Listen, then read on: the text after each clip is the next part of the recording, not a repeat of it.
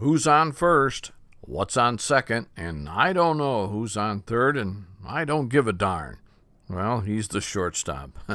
Well, if this sounds a little bit familiar, it's kind of like what's going on right now in the Trump White House. Well, there's been more shakeups again this week at the White House, and I wonder if Anthony Scaramucci would consider me for the press corps. Probably not. Oh, I say. It's time once again for the Spearsy Spin with Mike Spears.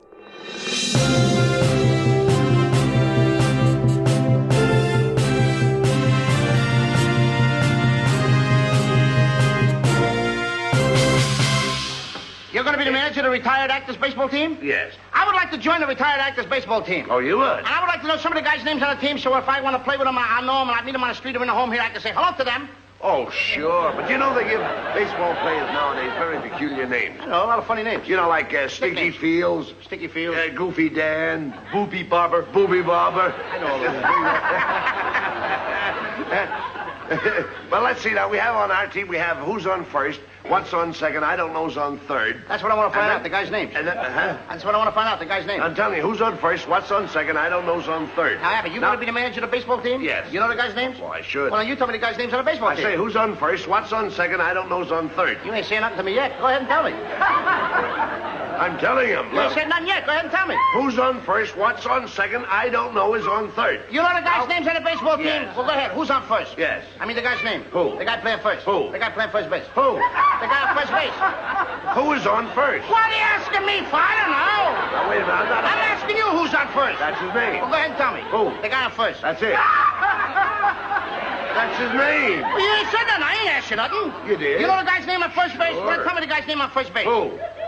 Good evening, folks, and welcome to the Spearsy Spin. Well, it looks as though Bud Abbott and Lou Costello could do their shtick on who's on first right there in the White House. This is one of the greatest play-on-words gig to ever come out of the 50s. But there is some truth to this, as we now have new players on the field, in the White House, starting with the resignation of Reince Priebus. Yesterday, of course, as you know, Mr. Priebus was a lawyer and a politician who served as the White House Chief of Staff for President Donald Trump since January of this year. Now, there are those who say that Reince Priebus failed to get the leakers and the obstructionists under control there in the West Wing. Well, at any rate, he resigned Friday after what can best be described as a political roller coaster ride that ran for about 6 months. However, before we judge Mr. Priebus too harshly, keep in mind that he was fighting against 85% of the mainstream media. He didn't know who he could trust, and he was surrounded by those holdovers from the Obama administration, many of which are now being referred to as the dark state. Dun, dun, dun. Oh, sorry. So, Priebus is out, and now President Trump has replaced him with John F. Kelly, who was the Secretary of Homeland Security and a retired 4-star Marine Corps general. Now, while this move would lead me to believe that, we're about to see an epic shakeup, if you will, in the West Wing, as General Kelly is a no BS individual and will take no prisoners in regard to leakers. A Marine Corps environment now exists in the West Wing, led by a Marine Corps general who is serving under the auspices of White House Chief of Staff. Now, if I were not a supporter of the Trump administration and I was working there in the West Wing, I would leave today. Now, with General Kelly being reassigned, we welcome Elaine Duke. Now, Miss Duke was nominated by President Donald Trump in January to become the United States Deputy Secretary of Homeland Security under John Kelly. Now, she will assume the title of Director of Homeland Security pro tem. Currently, we do not know if she'll remain as the director. Next, enter the godfather of politics, 53-year-old Anthony Scaramucci from Long Island. Now, he is currently the senior advisor to the President of the United States. Mr. Scaramucci, nicknamed the Mooch, is a Harvard Law graduate as well as an American political figure, and of course he's had extreme success as a financier.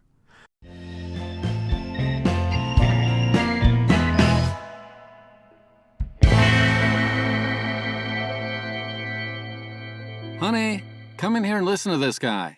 Why? Is it important? Yeah, it's important. He's talking about the Trump administration and the CIA, NSA, and FBI investigations. Oh, Ralph, you know I don't like politics. Oh, stop talking and just come on over here and listen.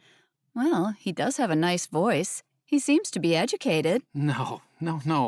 Not his voice. Listen to what he's saying. Well, if what he says is true, then there is a real problem in Washington. So this woman, Susan, what's-her-face, she leaked information or something? Honey, you have to listen. He said that reports are now showing that information was leaked about Trump's cabinet members. I heard this on the news today as well. Is this Fox News? OMG, no. This show is called The Spearsy Spin, and the guy's name is Mike Spears. Mike Spears. I'm wondering if this is the same man that did all the voiceover work at WNBC Radio in NYC back in the late 70s and early 80s? Wait, you know this guy? Well, I don't know him personally, but he did a lot of voices for WNBC 66 Radio and for Michael Sarzinski on that station. That was the only station we listened to back then. I recognize his voice and diction. He did voiceovers and impersonated voices, Howard Cosell and such. Wow, he's been around that long? You know, Ralph, listening to Mike Spears talk about politics, well, it's kind of like having an old friend over to chat. Wait, you mean you like the Spearsy Spin? Ralph, sit down and shush. I want to hear what Mike's saying. Currently, Mr. Scaramucci serves as the White House Communications Director. Now, speaking of communication, as you probably have heard, Mr. Scaramucci has a unique and deliberate delivery with regard to how he disseminates information. There are those who suggest that his inherently profanity-laced tweets and such are way over the top, that people will not tolerate this behavior. Well, 24 hours after Mr. Scaramucci sent out his tweets the other day, there was anything less than flattering regarding Reince Priebus, of course, or Steve Bannon, but later a polling of some American citizens regarding the language used by Scaramucci surprised many folks, including yours truly. Now, many people, by and large, appear to have applauded the down-home, earthy rhetoric that Scaramucci wrote and talked about with the reporter. And, of course, there were many who immediately claimed that this language has no use or no need in U.S. politics. But, much like Donald Trump himself, you never have to guess where you stand with these two individuals. Now, personally, I felt the language was a bit much, but I also understand that Mr. Scaramucci wanted to set the tone of his new Scaramucci, I'm in the White House, don't make me mad. Now, next, what of Steve Bannon? Well, Mr. Bannon, who is now 63 years old, well, he has a background as a media executive. However, he was also a film producer. Today, he's currently serving as the White House chief strategist for President Trump. Steve Bannon is no dummy, as he's attended Georgetown University, Harvard Business School, and Virginia Tech.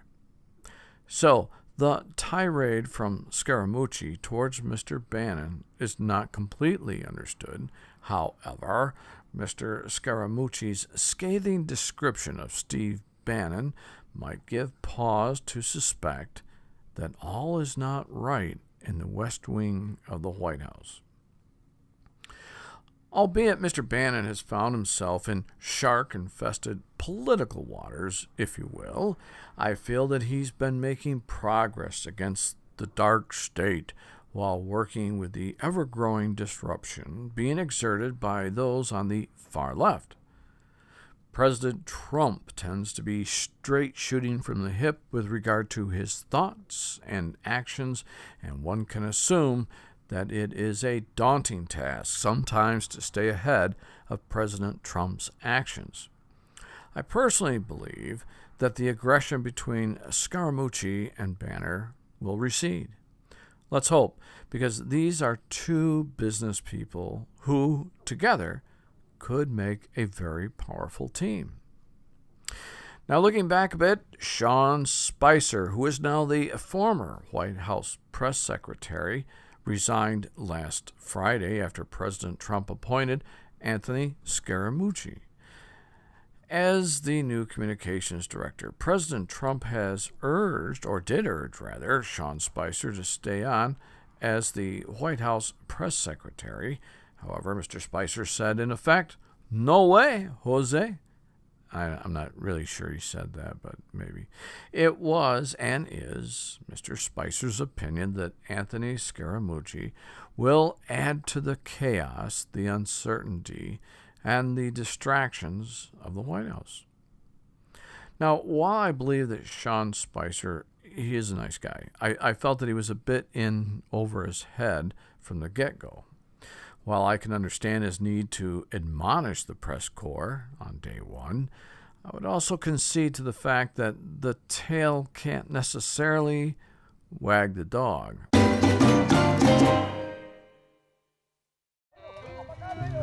Howdy.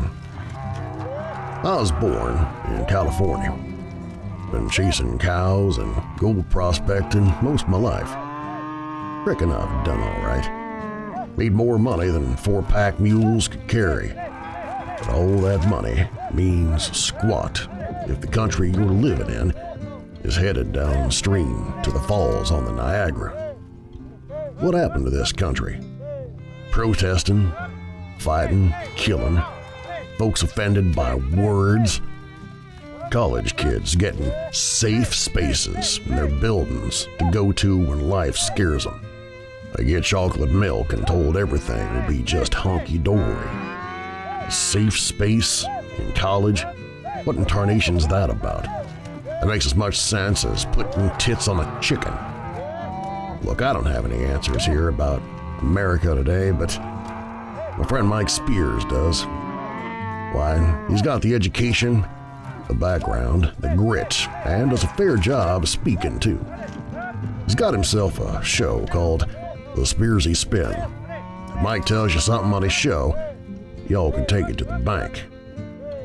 Well, these here cows ain't gonna drive themselves to Dodge City, so I reckon I best be moving along.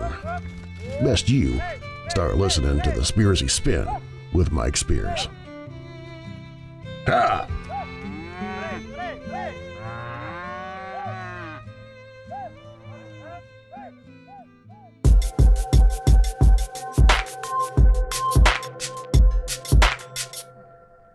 To put it no, I can't do that whole bit. To put a bit finer point on this, making immediate malcontents of those you most likely will have to work with for maybe the next 4 to 8 years is probably not the most self-rewarding gift one can give oneself. Next up, 34-year-old Sarah Huckabee Sanders is currently serving as the White House press secretary. We understand that she's probably going to maintain that job as long as she wants it. Her dad, Mike Huckabee, has been on the political forefront of the Republican line forever. He was also a former governor. Along with that, Mike Huckabee had his own show on Fox for years. So, daughter Sarah certainly has some bonds here with regard to the political environment. Let's hope she continues to do well. Again, making enemies of the press, well, it's just not the way to go.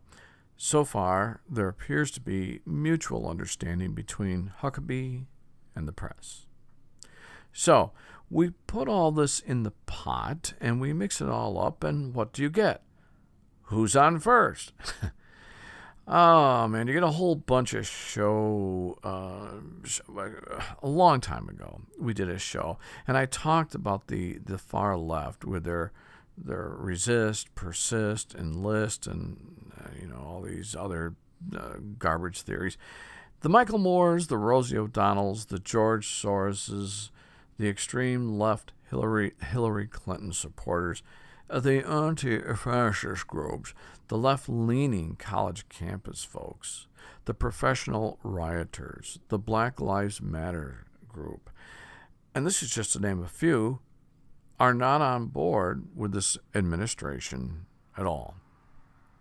As a matter of fact, when we see an award show in Hollywood, and we see it become a platform for politically or disenfranchised actors and actresses to espouse hatred and condemnation. And we have women being told that President Trump is going to take away their rights as a woman. Of course, right now I'm referring to a Madonna here. No, she's not a virgin.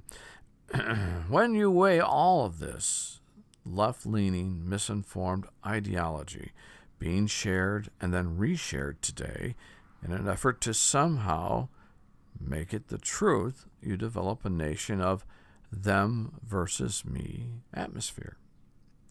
And this is dangerous because it becomes a slippery slope. We need to address the real targets here in America. Now, there needs to be a taming of tempers, a taming of ideology, and a taming of rhetoric here in these United States.